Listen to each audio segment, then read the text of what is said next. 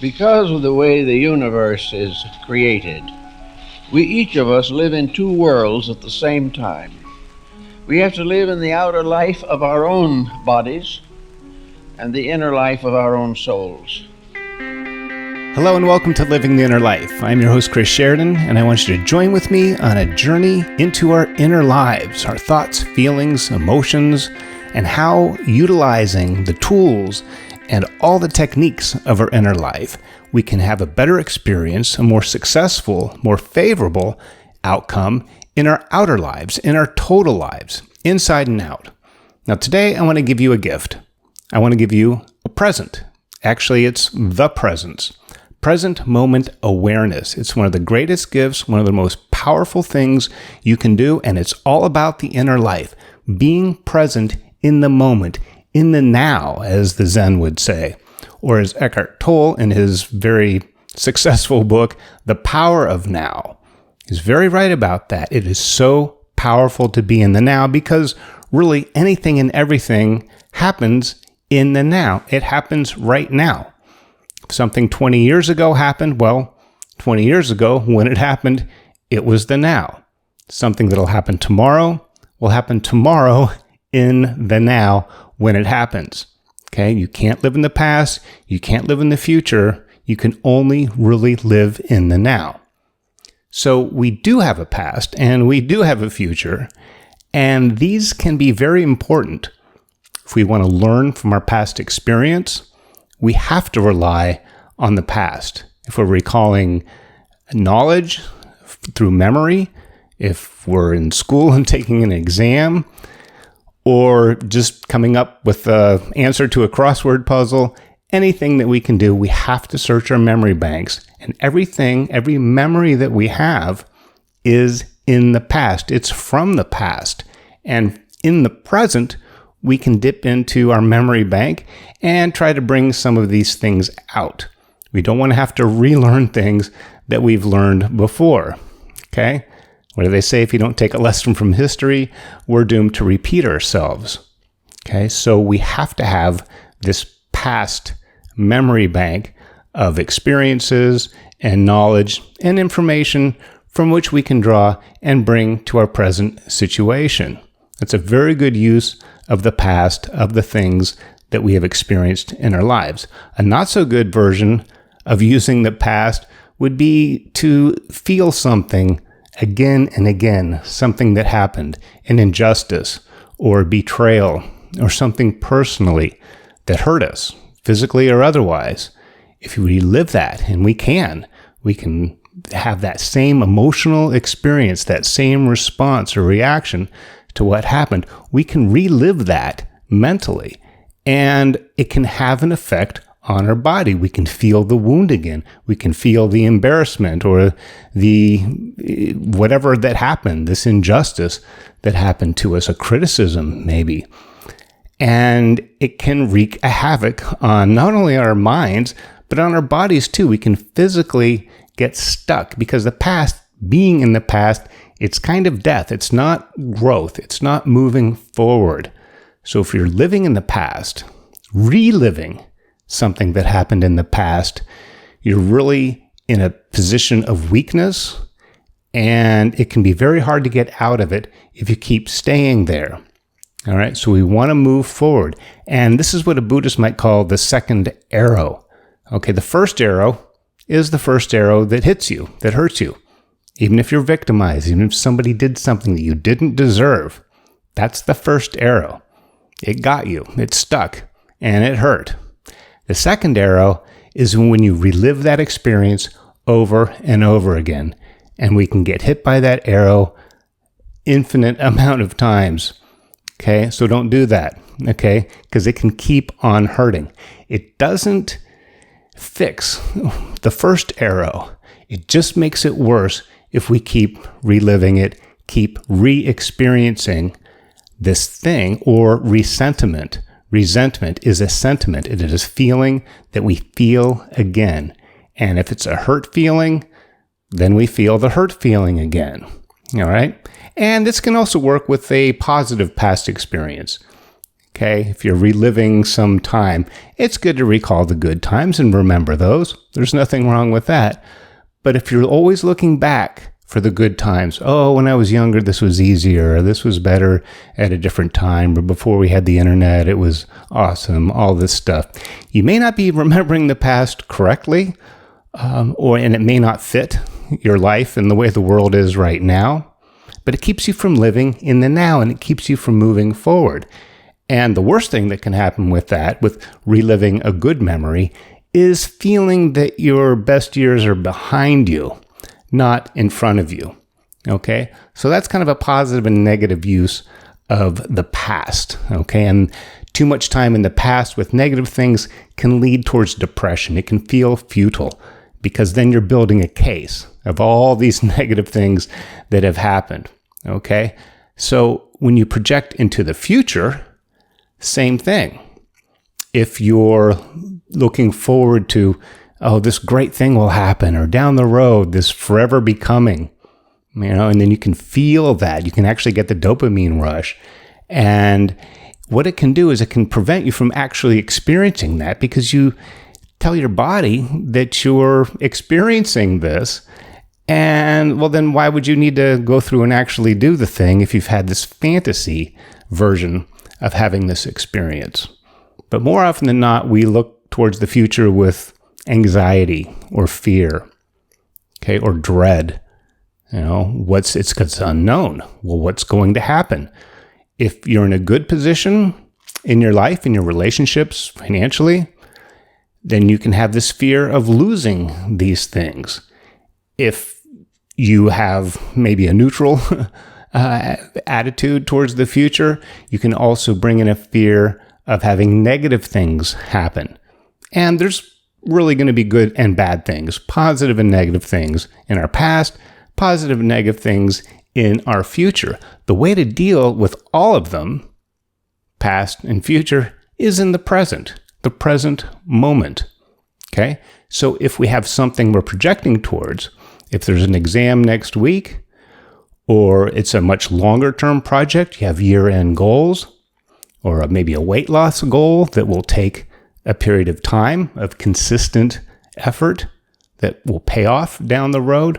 Well, it's good to have that. It's good to project forward and see where that end point is.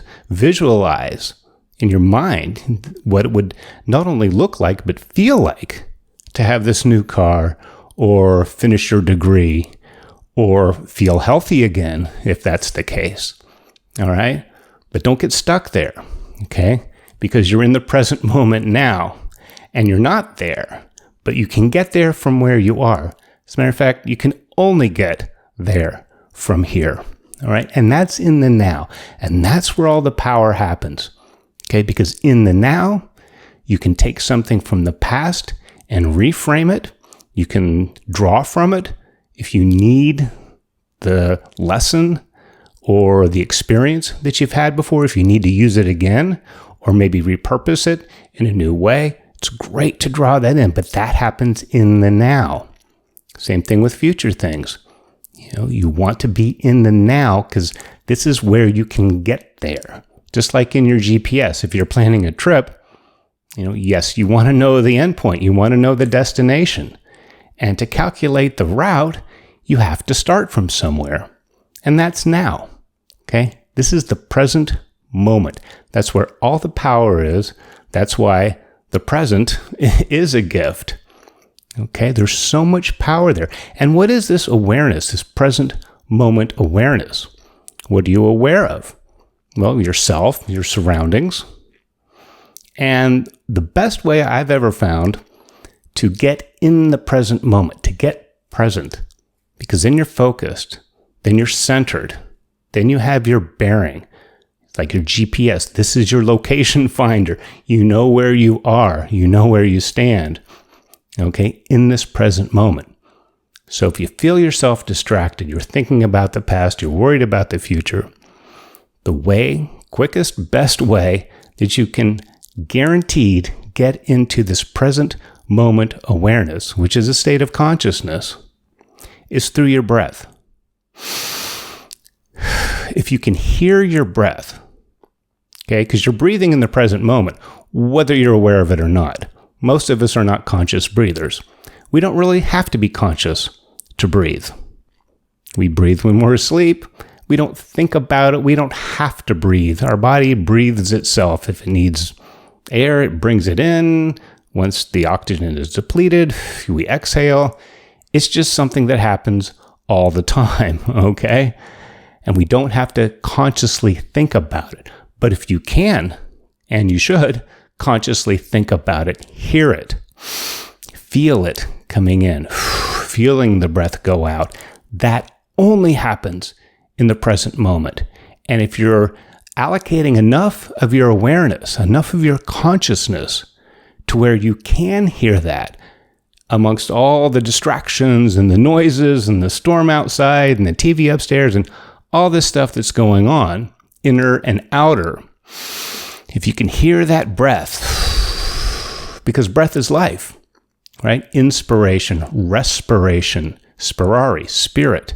It's the language of spirit. It is the stuff of spirit. It is the stuff of life. God breathed life into Adam. He was just clay, okay? You can't live if you can't breathe. Even if you need a machine, you can still stay alive as long as you or something else is helping you breathe, you can live. So we need this breath, and this breath in the present moment. Now, you don't have to think of your breath all the time, but if you want to get centered, quick fix, breathe in and breathe out, and tell yourself that. And breathing in and breathing out. You don't have to count your breath. You don't have to hold your breath for a certain count. Now you can. There's great breathing techniques where you can get into deeper levels of awareness, deeper levels of relaxation, just through your breath, through your awareness and counting your breath, holding your breath for a certain amount of counts. Those get you to deeper levels. But to just get in the present, just listen to your breath, okay? And breathing in and breathing out. I'm in the present moment. I'm breathing in, I'm breathing out, I'm in the present moment. If you say that out loud if you want, or just in your mind, and you're actually hearing your breath, honestly, there's not a lot of other stuff you can be doing at that time. Maybe driving, maybe some other things, but it takes enough of your concentration to listen, you feel your breath, and to either speak or think the words breathing in, breathing out, when you're actually breathing in and breathing out, because it's happening at that time. You really cannot be too distracted by things of the past, things in the future, things around you, outside of you, and all the other stuff that's going on inside of you. You can get centered, you can get present very quickly, and it can disrupt the monkey mind. If your mind's going wild and you're thinking, a lot of times when we lose our awareness of our thinking, it's usually not a good thing. And when we're not aware of it, you're not aware of it. And by not being aware of it, you're not really doing anything about it. We can catch ourselves. Oh my God, what was I thinking? A train of thought goes on. You're thinking about 100 different things. And maybe you're getting mad at something you saw in the news, and it's all going on and through your head. Stop. Breathe. I'm in the present moment. Nothing can hurt you. Okay? As a matter of fact, this is where you have the power of the present moment, because you're present in your body when you're thinking and listening to your breath. You're present in the world because this is where you are, and you're present in time because this is when you are, here and now. Be here now, as Ram Dass so famously said. Okay, so we want to do that. Now, you will have to recall things from the past, and you have to plan and work on things that are coming down the road ahead of us, proactively. Okay, and but you're doing that in the present. Okay, so if you're recalling something from the past, you're bringing it to the present. If you are projecting and planning and developing a way of accomplishing something in the future, you're doing all that work here and now. Okay? And anything that has to be done tomorrow should be done tomorrow. whatever happened yesterday needs to stay in yesterday, unless you need to bring it up again. Where you need to be is in the now, in this present moment. Okay? And the reason why you have so much power is because you have control. Okay? Because you're not unconsciously depressed about all this negative stuff that has happened to you for so many years in the past, and here it is again. That's not power. Okay? Or if you're anxious about the future, it's uncertain. I don't know what'll happen. I'm growing older. Well, what if I'm alone? Well, what if I lose my job? Well, deal with that in the present when it comes to you. Okay? You're not in control of yourself. You're not in control of your minds, and you're not even really in your body. A lot of us walk around not in our bodies. Okay? Yes, we are in our bodies, but we're not aware of the fact that we're in our bodies. And if we're disconnected because we're not present, then we may not recognize symptoms until much later, until they've had a chance to fester or develop into something a little more serious. You can catch things more quickly in our bodies, in our outer lives, things that are happening around us. If we're more present and more aware, we can see more things and anticipate and maybe prevent a negative thing from happening. Recognize an opportunity that if you're all lost in your head in the past or in the future and just off in fantasy land, you may not catch opportunities that come our way. All right? So this is a power position, the present moment. That's why Eckhart Tolle called his book, The Power of Now. It's really, really powerful to have this awareness. So be aware of your body. The breath is the best way, quickest way to get back into that, but you can do a check-in. You can do a body scan.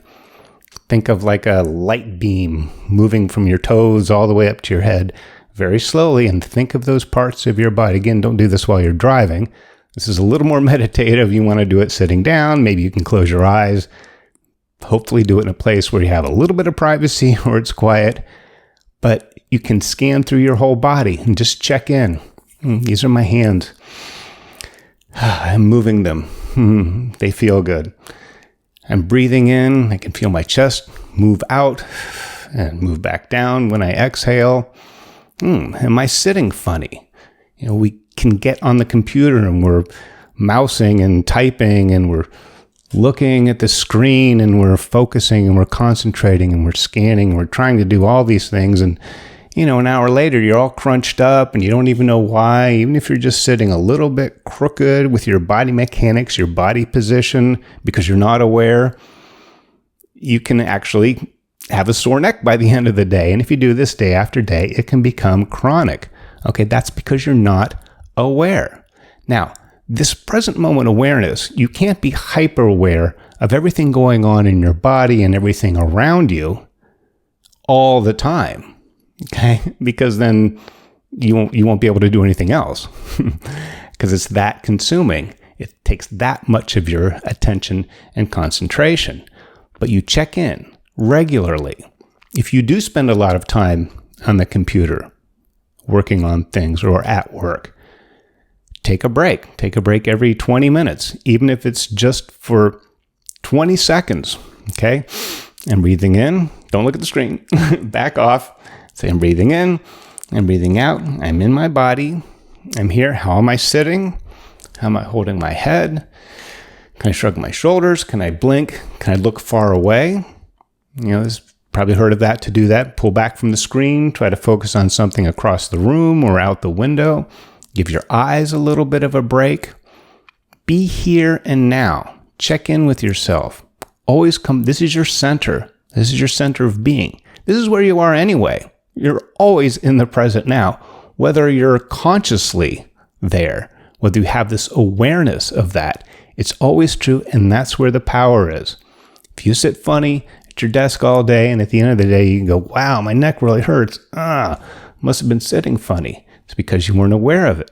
So if you can get this awareness, you can catch things much earlier before they become bigger problems. Okay? And there's something too about not focusing too much on something in the past or something in the future. Okay? We have to check in with that. If you're planning something that's complicated, that takes place over time, you need to schedule.